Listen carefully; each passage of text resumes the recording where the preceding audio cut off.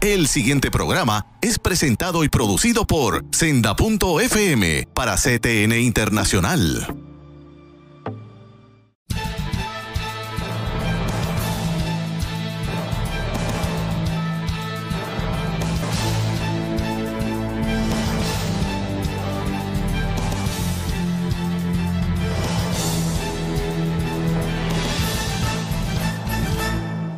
Saludos amigos de Alerta Cristiano, una vez más con ustedes, siempre agradecido de cómo ustedes nos reciben en sus hogares.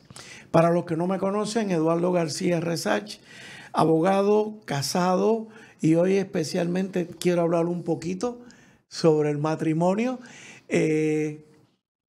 Con este programa ya a partir de 11 años y específicamente, hermanos, les adelanto que todo el mes de mayo voy a tratar de desarrollar una serie de programas en torno al matrimonio.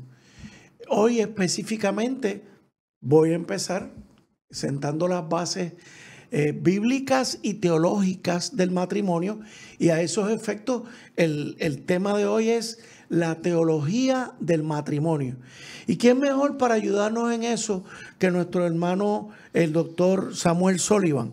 Doctor, pastor, bienvenido. Gracias, Dios les bendiga, la paz del Señor sea con todos ustedes que nos acompañan en esta mañana, especialmente en el inicio de este tema sobre el matrimonio, en unos días, en unos tiempos difíciles. Correcto. Que enfrenta la vida del matrimonio. Y siempre se me olvida, pero hoy quiero enfatizar, para los que no conocen al doctor Sullivan, que yo espero que algunos los conozcan, muchos en Puerto Rico lo conocen, pero siempre hay gente que no sabe que el doctor Samuel Sullivan es un jíbaro de Borinquen, nacido y criado allá en el Bronx, pero también es un doctor en teología y doctor en filosofía y letras, profesor en universidades muy distinguidas en los Estados Unidos y en otros países del mundo.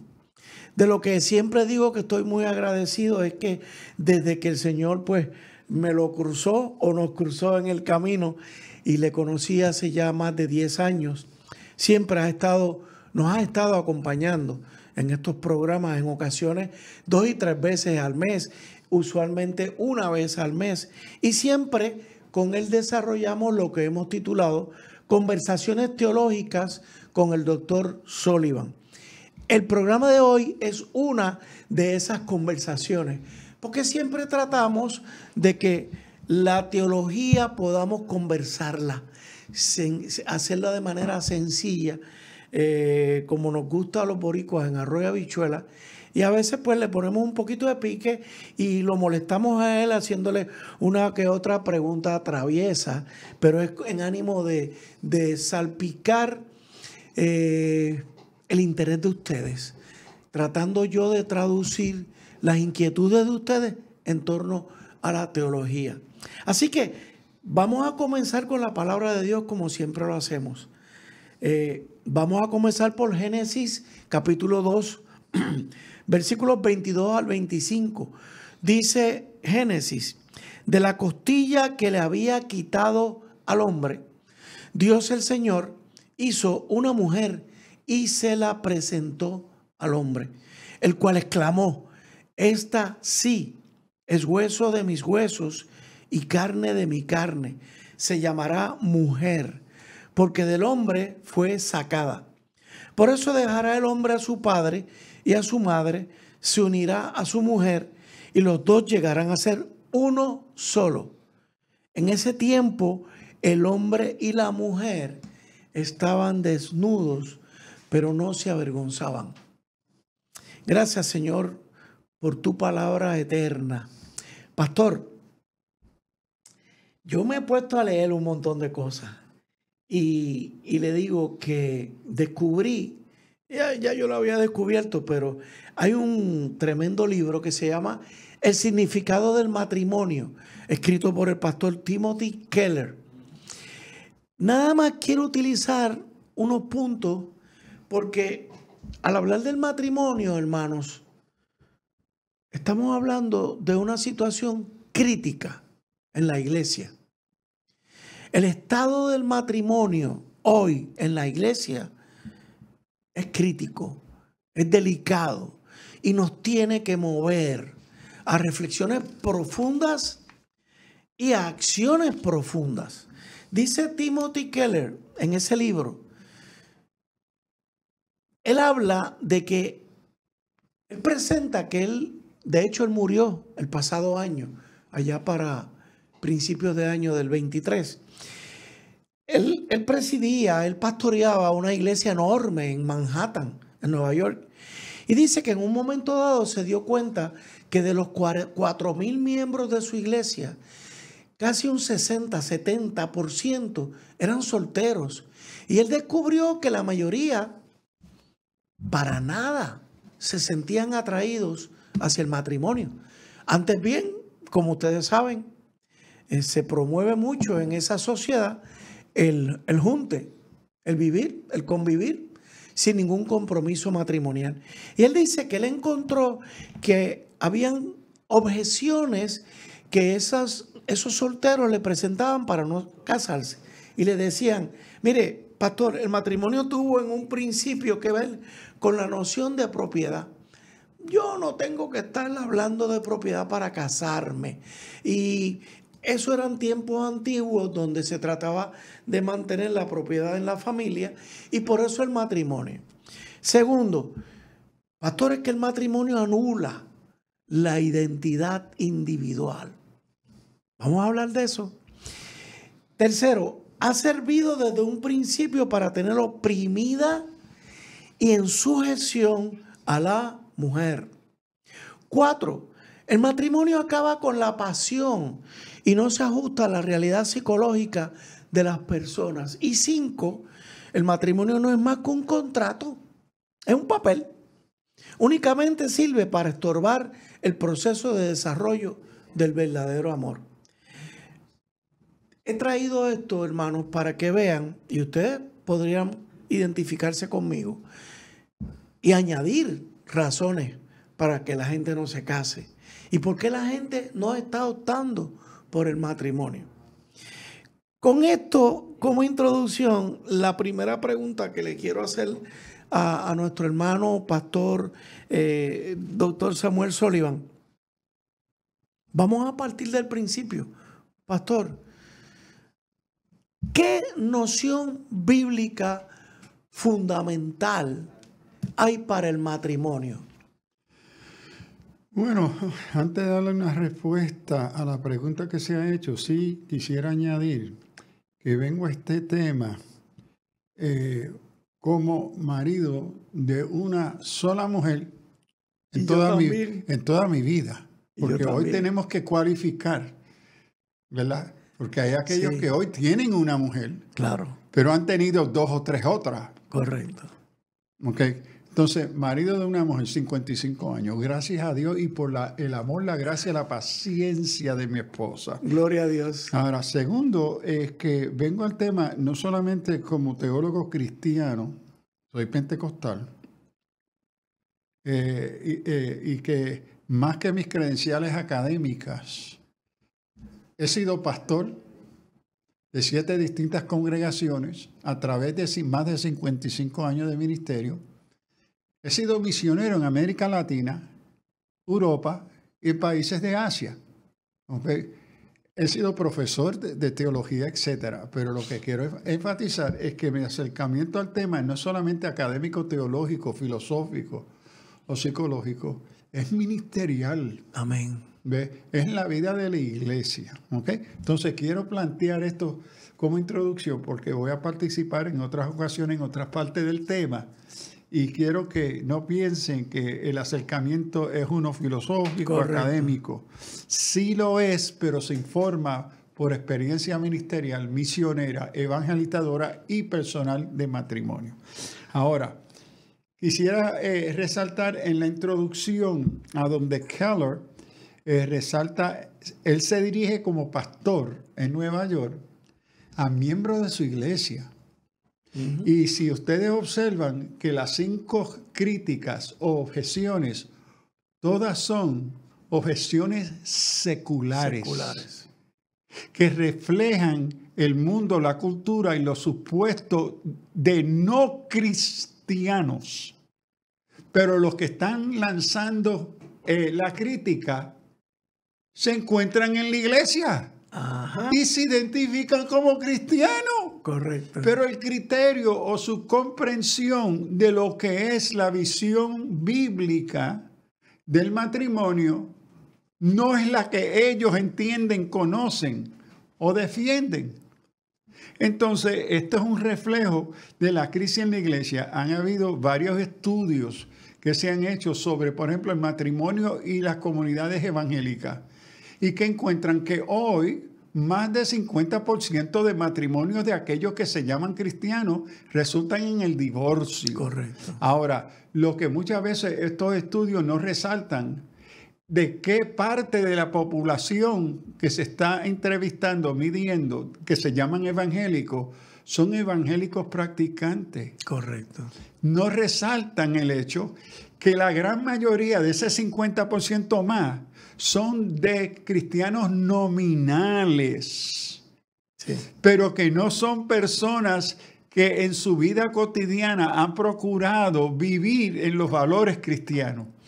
Pero que los nominales se llaman cristianos porque asisten a la iglesia, a la cultura, se criaron en la fe cristiana, pero no es que viven y están comprometidos con la fuente de aquello que define el matrimonio, que es el texto sagrado.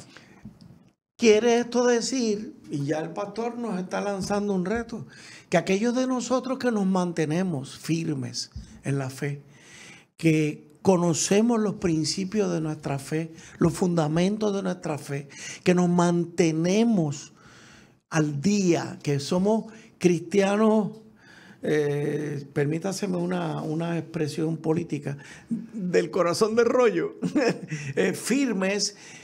Eso se supone que todavía estamos casados. Y aquí pues obviamente no lo dije antes, pero yo también llevo 49 años casado con mi esposa María Esther Ojeda, mi única esposa, a quien conocí dentro de una iglesia, y después hablaré un poquito sobre eso. Y nos mantenemos unidos en un matrimonio que nos está cada vez más, obviamente, y lo vamos a ver en el transcurso del programa, acercándonos más a Dios, que es lo que yo sé que el Señor quiere con un matrimonio de cristianos. Hacemos una pausa, esto sirve de introducción y enseguida regresamos con ustedes. Alerta Cristiana.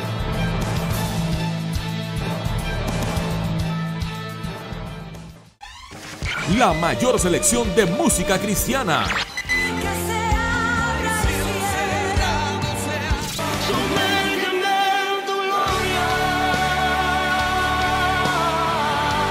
La mayor selección de música cristiana. 24 horas la tienes aquí en Senda FM. Sonido que levanta y restaura. Busca a CTNI en YouTube y sé uno de los miles que se han suscrito para disfrutar on demand de la gran variedad de programas diseñados para ti. Suscríbete al canal de YouTube de CTN Internacional.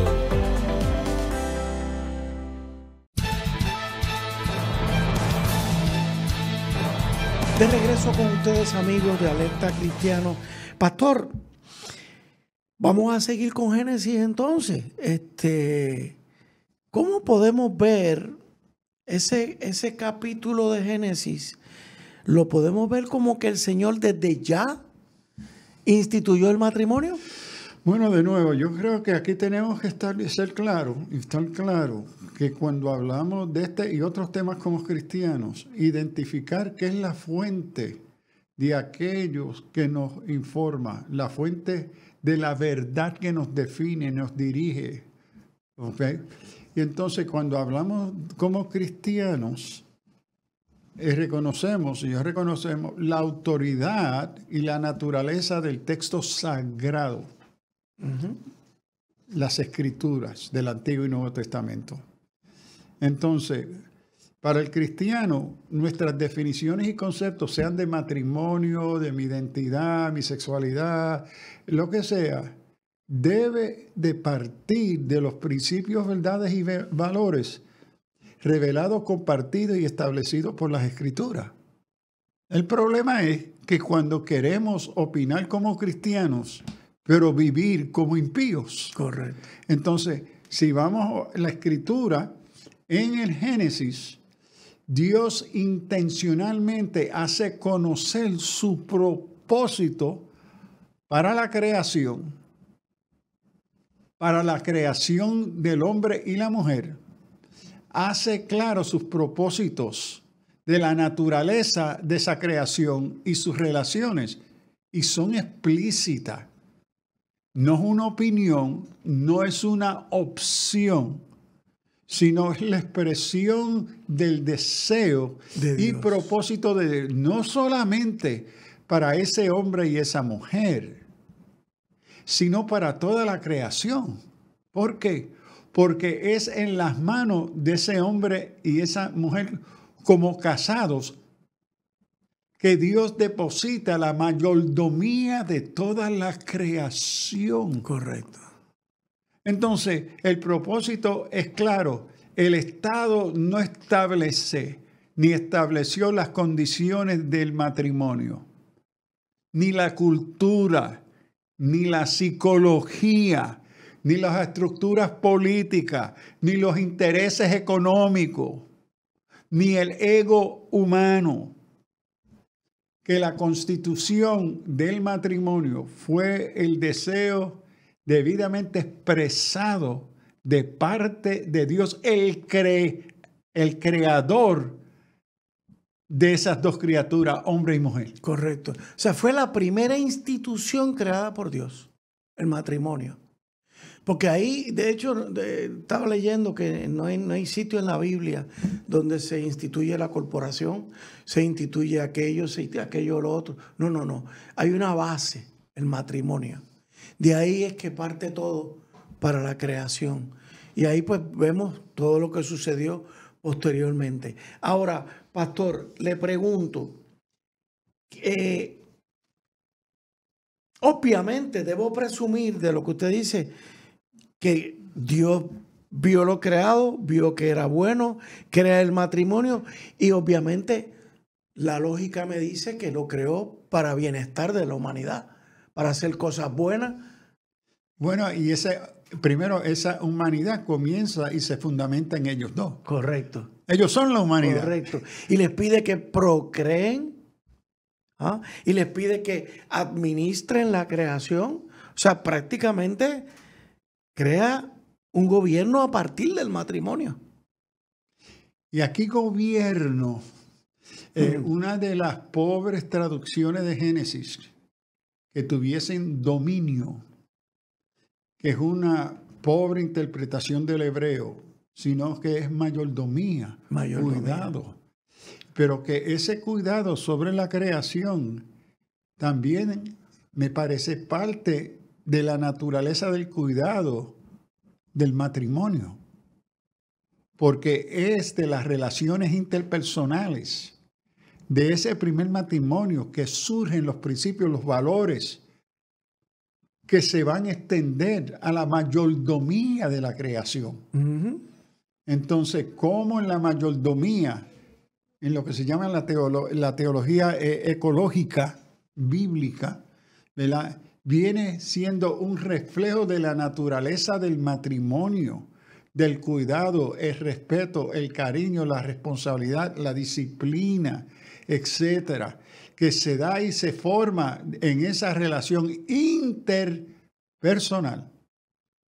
Porque en la creación Dios no crea objetos, crea personas. Y los crea a la imagen y semejanza de Dios mismo. Correcto. Entonces, en el matrimonio vemos, me parece a mí, reflejado en la moral, en la constitución ética, moral, espiritual del ser humano, físico, psicológico del ser humano, reflejos de la misma naturaleza de Dios, su creador. si pudiéramos, wow, hay algo que a mí me trae, yo he dicho aquí anteriormente que yo fui anteriormente católico, gran parte de mi vida, y que tuve unas experiencias hermosas en Marriage Encounter, en encuentro matrimonial. Allí conocí un sacerdote a quien quise mucho y entiendo que está vivo, el sacerdote Damián Wall. Él decía, en broma y en serio, que el matrimonio era la teología encarnada. Y entonces, cuando yo veo, nosotros embromábamos con ellos, y decía, Damián, ¿qué tú quieres decir con eso? Y decía, bueno, es que el matrimonio simboliza la unidad de Cristo con su esposa, con la iglesia. Esto de que se llama, por eso, y serán uno solo. O sea, hay dos creaciones. En esa creación, pastor, aquí estoy disparando. Crea a un hombre y a una mujer y les pide que sean uno. ¿Por qué? Porque al ser uno va a salir algo nuevo. Bueno, aquí creo que necesitamos acercarnos a qué se entiende en Génesis por uno. Reducimos a uno a un tipo de singularidad absoluta. Pero el uno puede ser una composición de varios elementos, pero que responden a una identidad o función en común.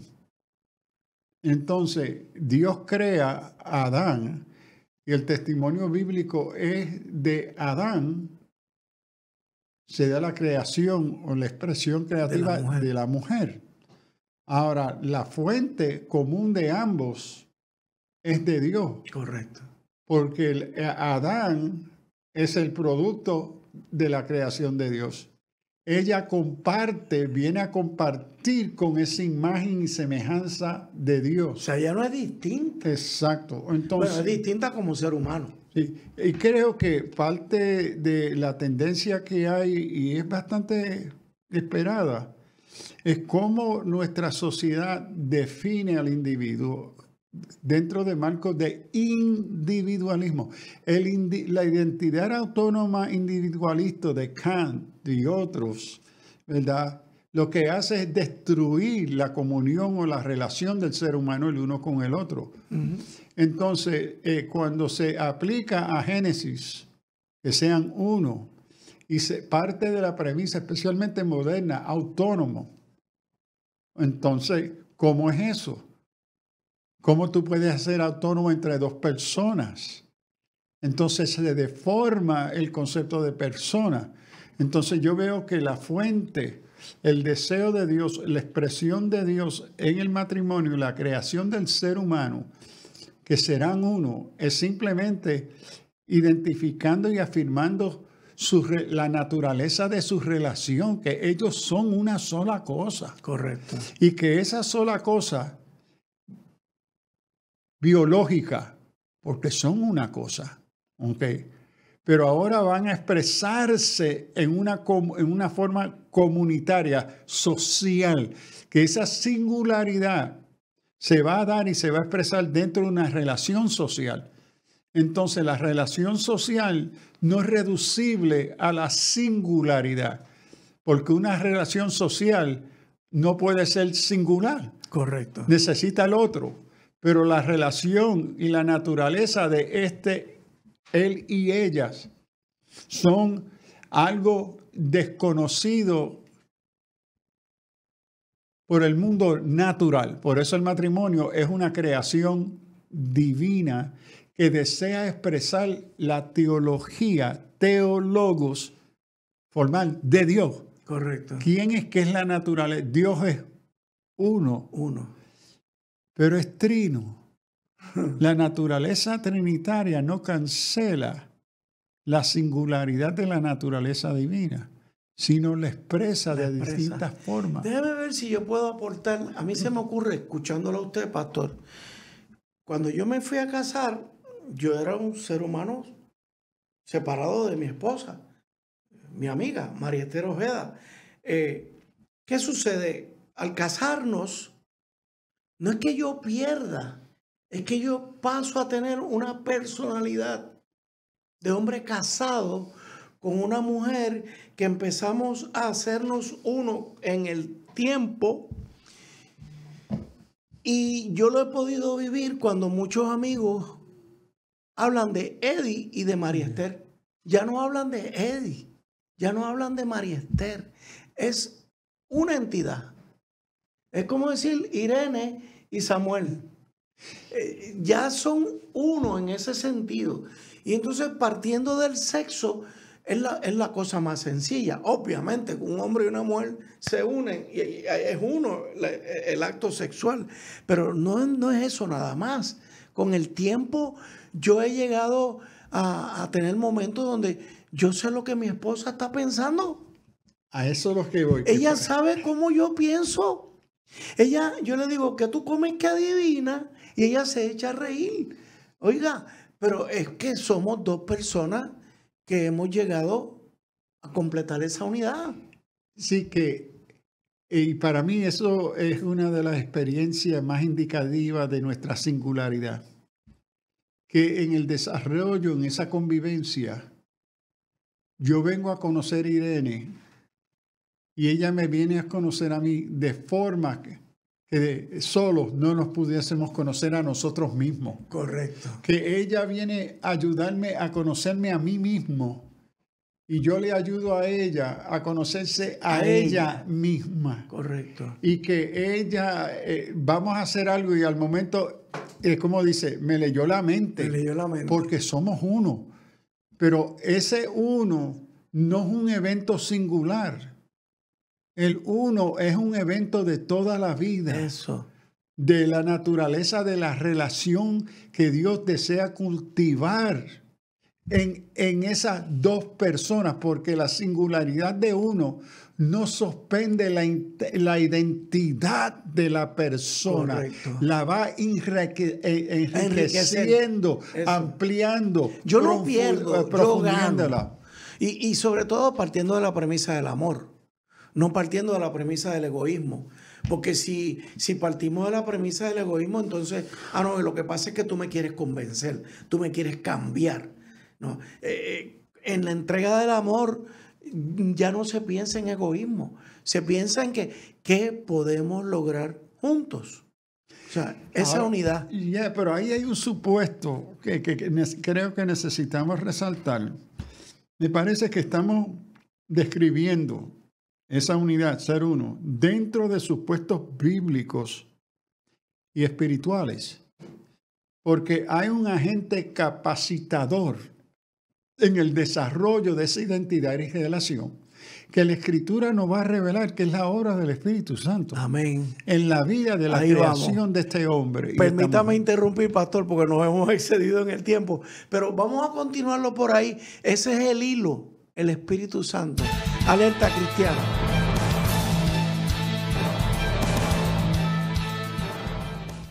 Busca a CTNI en YouTube y sé uno de los miles que se han suscrito para disfrutar on demand de la gran variedad de programas diseñados para ti. Suscríbete al canal de YouTube de CTN Internacional. ¿Estás buscando dónde matricular a tu hijo para este año escolar? Te diremos por qué la Academia Yará es la alternativa. La Academia Yará te ofrece la mejor educación para tu hijo, con una facultad de maestros altamente cualificados, educación cristiana, salones con aire acondicionado, bellas artes, deportes, libros y pizarras digitales, desayuno y almuerzo, cuido, asignaciones supervisadas, cancha bajo techo. Para más información, llama a 787-730-5088 o visita la página de Facebook.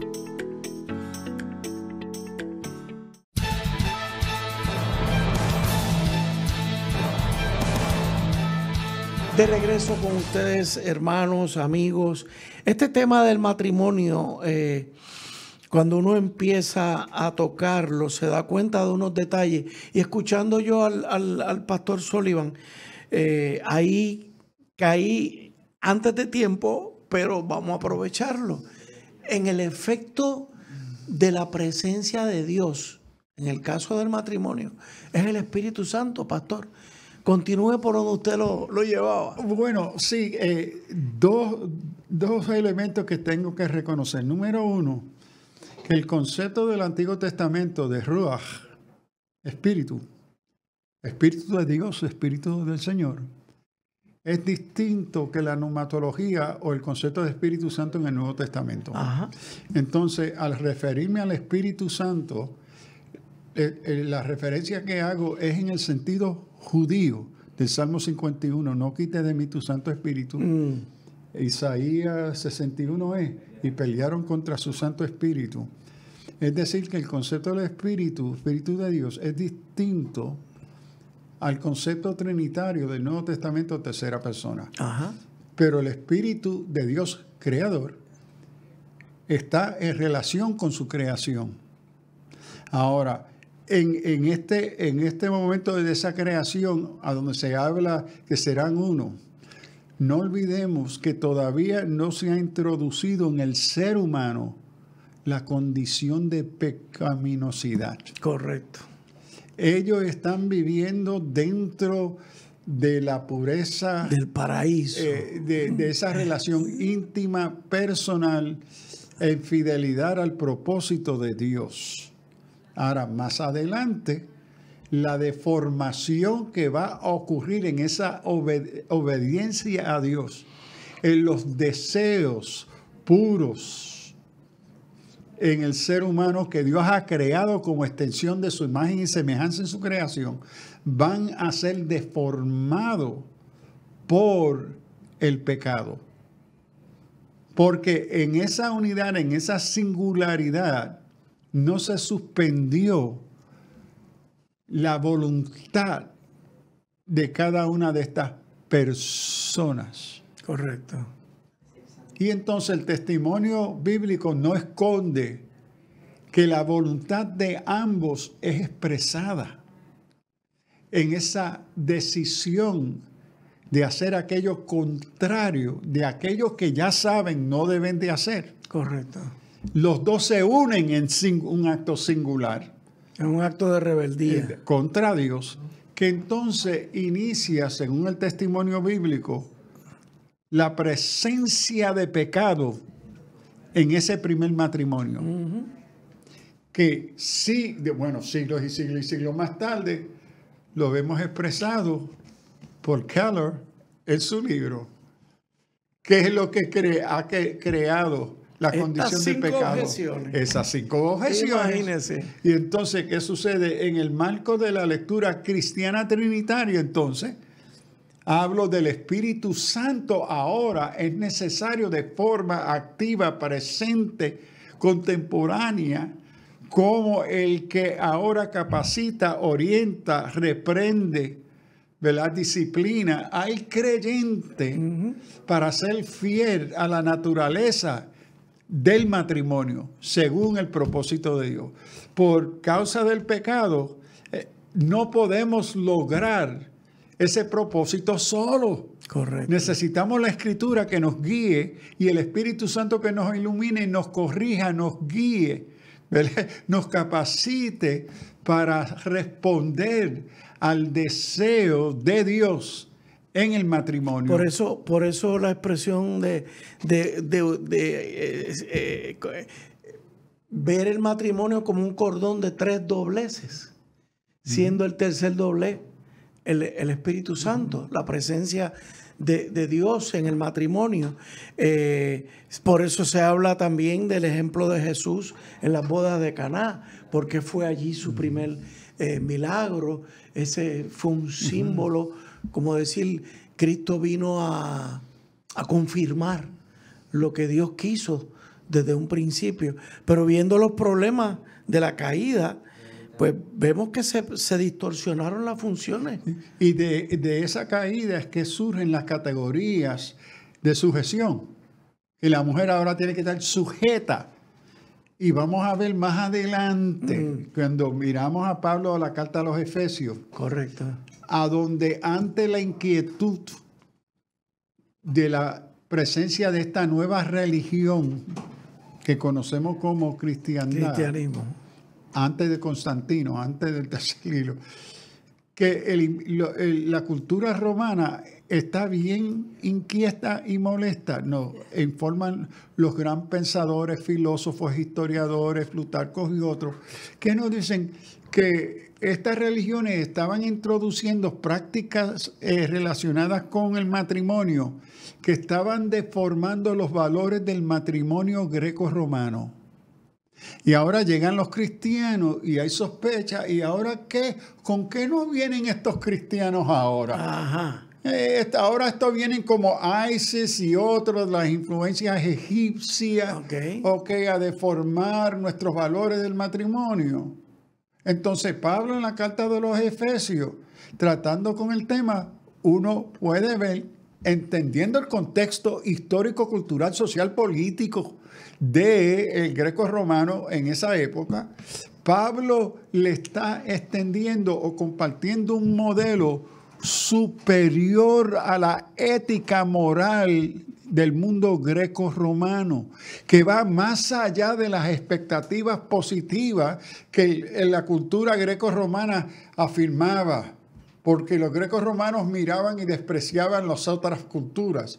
Y viene Pablo, conociendo a eso, le presenta en Éfeso los valores y principios de la familia, del matrimonio, del varón, que superan como ejemplo para la sociedad y la cultura, no la amenaza, la llama a un ejemplo mayor, ético, moral.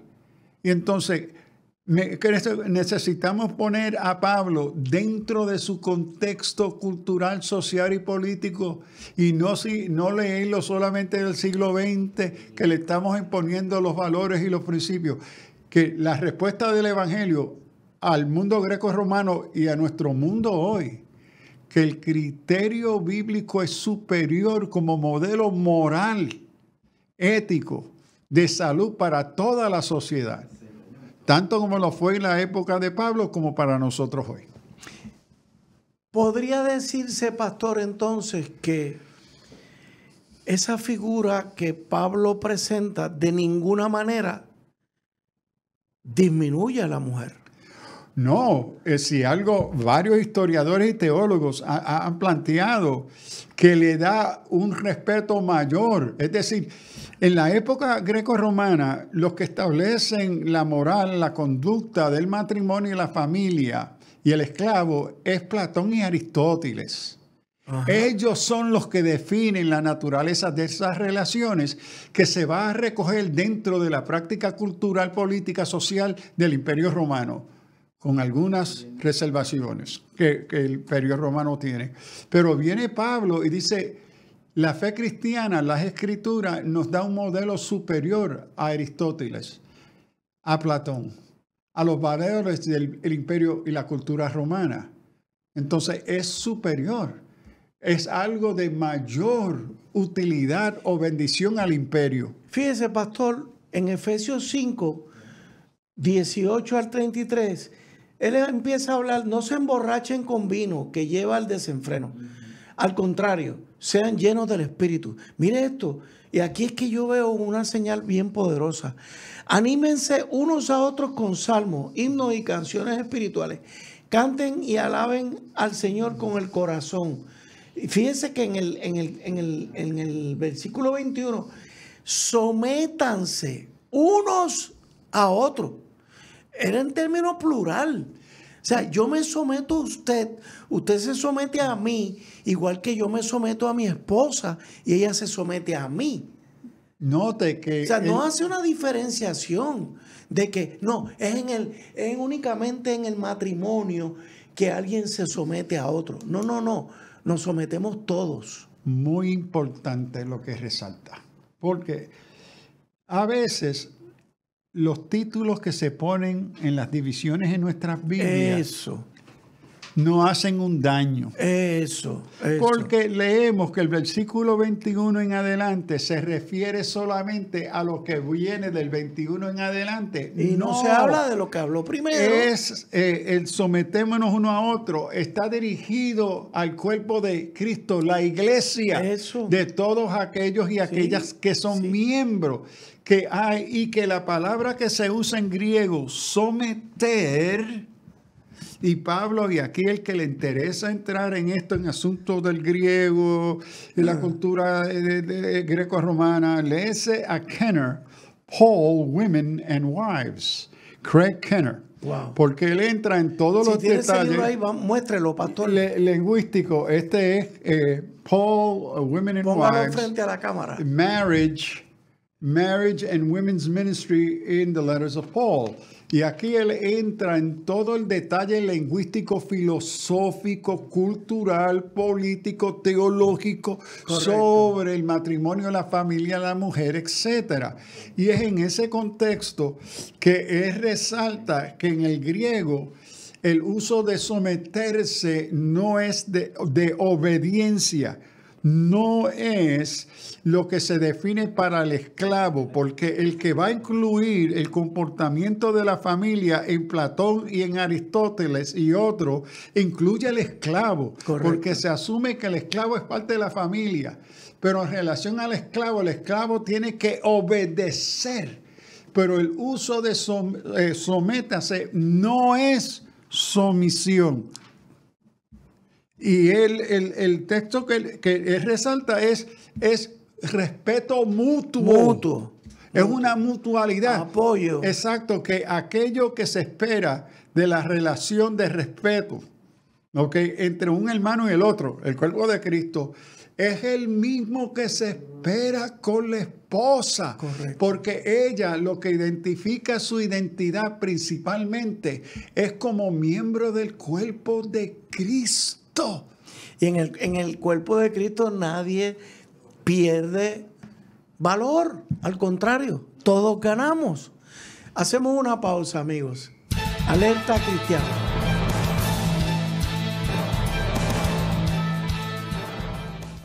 Busca CTNI en YouTube y sé uno de los miles que se han suscrito para disfrutar on demand de la gran variedad de programas diseñados para ti. Suscríbete al canal de YouTube de CTN Internacional. La mayor selección de música cristiana.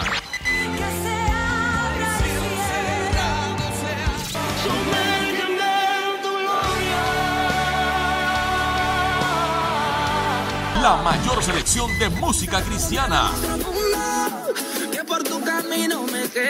24 horas la tienes aquí en Senda FM. Sonido que levanta y restaura.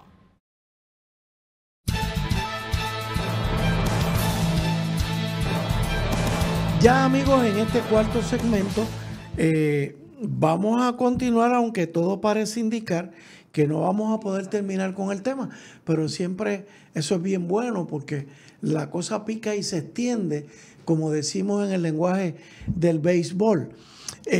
Pastor, terminamos el segmento anterior introduciendo el tema de que qué pasó con la caída del hombre y cómo se afectó lo que el Señor había querido. Sí, porque en Génesis tenemos el cuadro del propósito y el fin, la naturaleza del matrimonio, establecido por Dios antes de la caída. Después de la caída, Dios en la Escritura comparte y anticipa las consecuencias de esa desobediencia, como el modelo y el propósito que Dios había instituido para el matrimonio y en el matrimonio ahora ha sido desfigurado e impactado negativamente, y entre las cosas más destructivas que ahora se presentan en esta desobediencia en el contexto del matrimonio, se presenta entonces la naturaleza del dominio, el poder, la opresión. La naturaleza opresora del pecado ahora se va a manifestar y definir la naturaleza entre el hombre y la mujer. Que el pecado, entre las primeras cosas que constituye, es enemistad. Enemistad. Entre dos que son uno. La ruptura de la singularidad de esa relación. El pecado rompe por las expresiones de poder, de dominio, de control, y se introduce el concepto de obedecer. El obedecer no requiere amor, no asume amor, es una expresión de poder.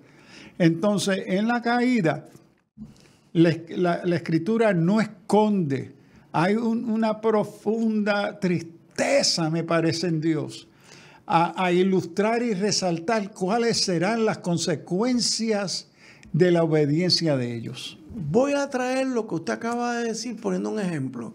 Hermano, los que de ustedes están casados, los que de ustedes están felizmente casados, ustedes distinguen cuando ustedes están obedeciendo a su esposa. Yo les puedo decir mi ejemplo. Yo no siento que yo obedezco a mi esposa. Y no lo vean mal. Lo que quiero decirles, eso no está en juego en una relación que es saludable. Yo no pienso, yo estoy sometido. Yo no estoy sometido. Yo estoy como totalmente integrado. Estoy relacionado. Relacionado con ella. Estamos complementándonos el uno al otro. Si estamos en la garata, si estamos en esto del egoísmo, mire, hermanos, mire lo que pasa. Él y ella. Estamos integrados, estamos amándonos.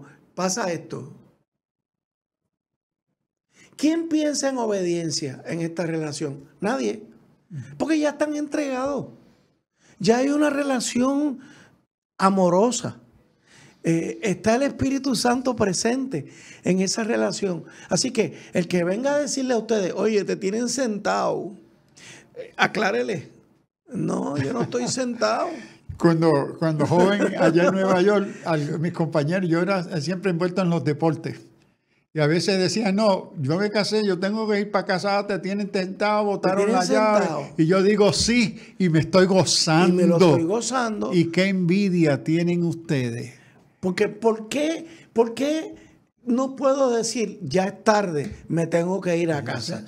Porque por consideración a mi esposa, porque yo tengo que estar buscando desarrollar actividades para mi propio desarrollo. Sí, eso es natural, pero ¿qué es prioritario? Que compartamos actividades juntos. Es que mi propio desarrollo, partiendo del supuesto bíblico, no puede darse en singularidad.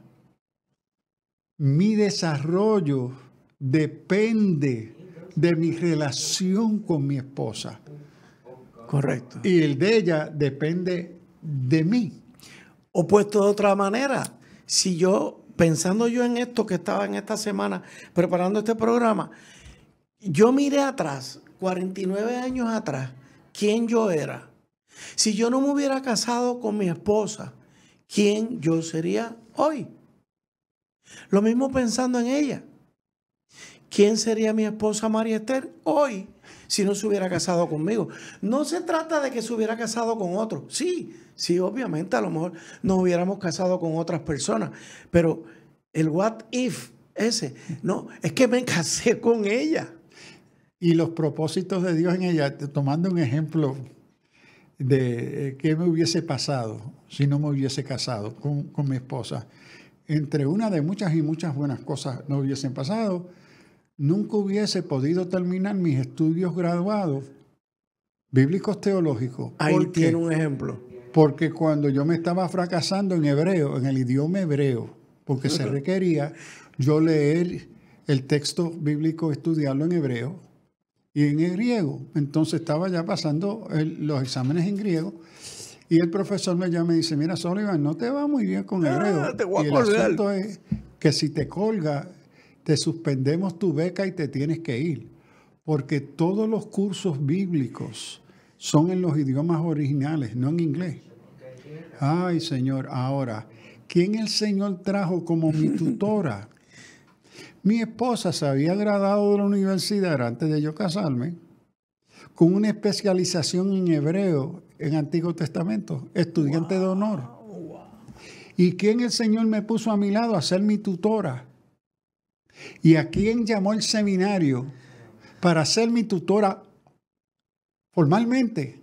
Cuando descubren, pero espérate, si tu esposa es una estudiante de honor en hebreo, no la vamos a asignar formalmente. Ahora, ya ella me estaba ayudando, pero de forma formal, yo nunca hubiese podido pasar exámenes en hebreo si mi esposa estara a mi lado como mi maestra, mi tutora, mi orientadora, y no solamente en hebreo, en cuanto a otras cosas en mi vida. Correcto. Entonces hay tantas que en esa singularidad se da esa relación de respeto, de amor, a donde yo le voy a ceder a esto a mi esposa porque reconozco que ella tiene mayor capacidad en esto, y no estoy refiriéndome al hebreo, estoy refiriendo a muchas otras cosas en la vida, en el matrimonio, que no es yo ponerme en menos, es sino honrar la capacidad, la inteligencia, la experiencia de que trae mi esposa, que nos fortalece a los dos, de la misma forma que ella reconoce las fortalezas mías que le ayudan a ella, y que esa relación de amor no es un asunto de competencia, de ego. Eso. ¿Ves? Es un asunto de vida en común. Mire, vamos a darle un ejemplo o vamos a darle una asignación a los que están mirando este programa. Aquellos de ustedes que están casados, hagan un ejercicio. ¿Cómo usted ha crecido como persona, como producto de su matrimonio con su esposo o con su esposa? ¿Qué hubiera pasado si usted no se hubiera casado con su esposo o con su esposa? O sea, busque para que usted vea el crecimiento. Inclusive, pastor, es exponencial. Es exponencial porque se suman dos para hacerse uno. Pensemos en los hijos. No hemos tocado los hijos. O sea, mire los hijos que usted ha parido. ¿Qué ha sido de esos hijos? ¿Qué están haciendo esos hijos? ¿Qué aportan en la iglesia, en la sociedad? O sea, ¿acaso eso no fue lo que el Señor nos pidió? Eso mismo. Y que lo hiciéramos bien. Entonces vino la caída.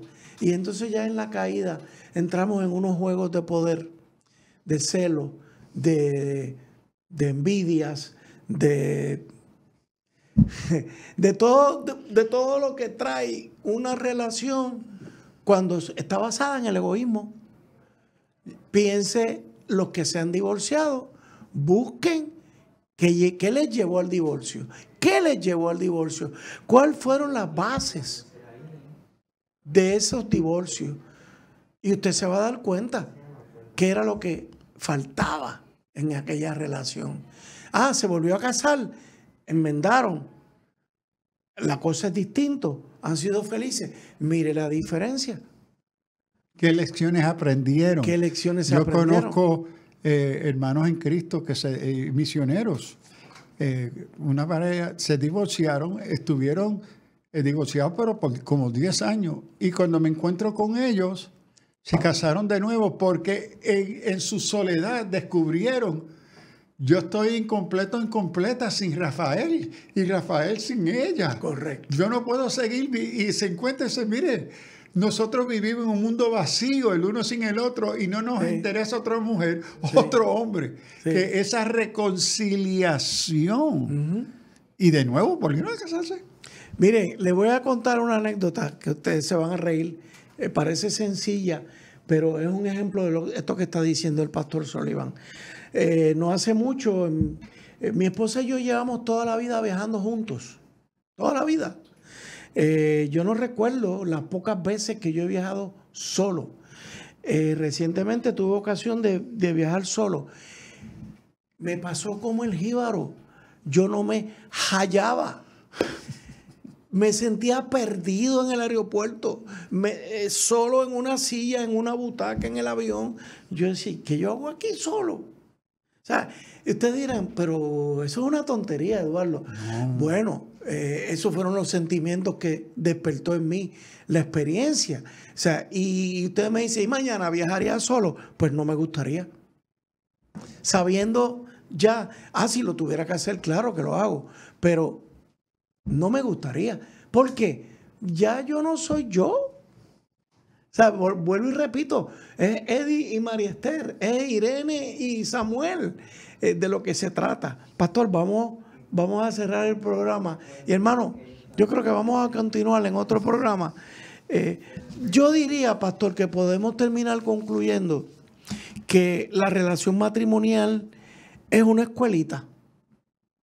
Es una escuelita para experimentar y vivir la relación que hemos de tener con Dios siempre. Y eso continúa después de la muerte, ¿verdad? Lo que tengo que interrogarme es si podremos continuar en el paraíso casado. Hay quien dice que no, pero yo como abogado voy a tener que llevar un caso allá y decirle al Señor, hombre, Señor, déjanos continuar acá en el paraíso contigo. Hay respuestas teológicas a esa pregunta. Pues vamos, en el próximo programa. Hermano, Dios les bendiga. Ha sido un placer, pastor, tener el tema. Perdonen que en la conversación digregamos un poquito, pero alerta cristiana. El pasado programa fue presentado y producido por Senda.fm para CTN Internacional.